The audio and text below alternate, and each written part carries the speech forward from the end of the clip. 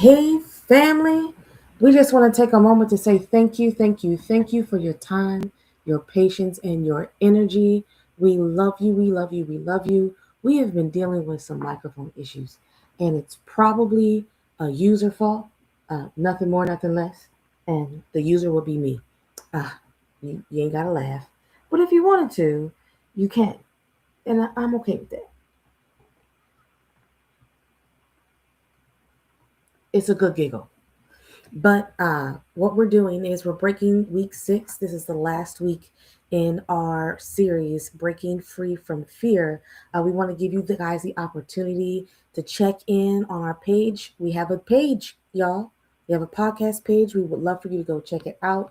I will add a link somewhere in the midst of this to get you guys to like, comment, and share there. We're looking to get a new book, and we want you guys tapped in. We want your advice. We do have one in mind that we're leaning more onto, and that's only because the pastor said it in his sermon yesterday. So if you weren't at church and you weren't online, if you listen to what he said, it goes hand in hand with this book. But we'll talk more about that at the end. I want to go ahead and get us started into the preface of week 6 so we can get on with our night. How about it? All right. So, like I said, this is part 1 of 2. Week 6 is this: life can be so uncertain, and that uncertainty often leads to fear. We find ourselves continually worried about the what ifs of life. What will happen to me, to my loved ones, if blank? If what?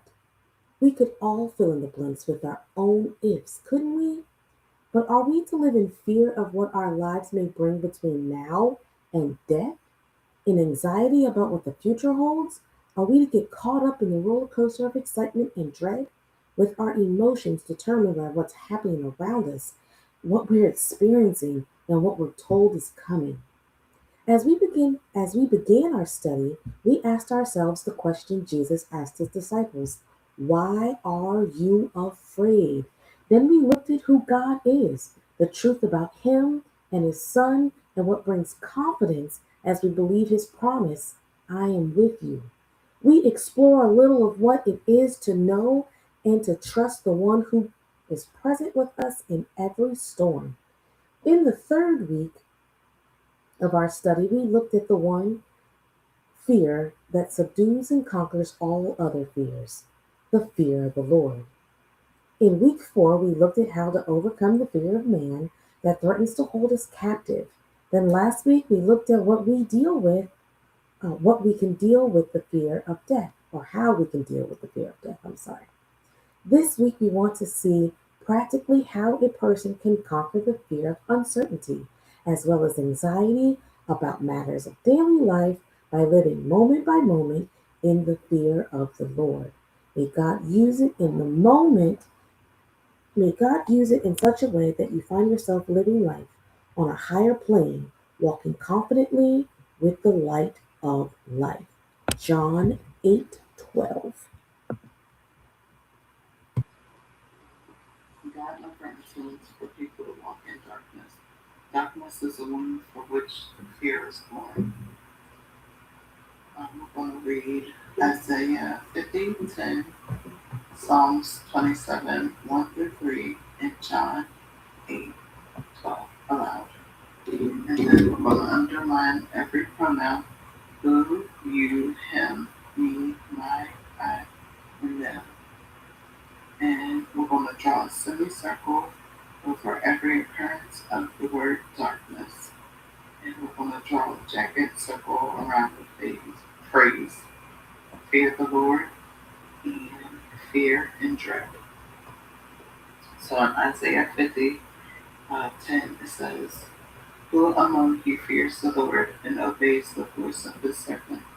Let him who walketh darkness and has no light trust in the name of the Lord and rely on his God. Psalms 27, 1 through 3 says, the Lord is my light and my salvation. Whom shall I fear? The Lord is the defense of my life. Whom shall I dread? The evildoers came upon me to devour my flesh.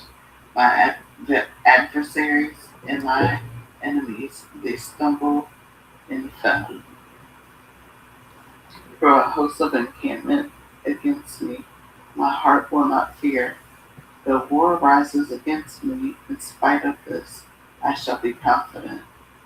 And John 8:12 says, Then Jesus spoke to them, saying, I am the light of the world. He who follows me will not walk in the darkness, but will have the light of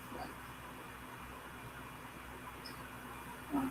So, what did you learn from marking the pronouns such as who, you, and him? I wrote down confidence and trust.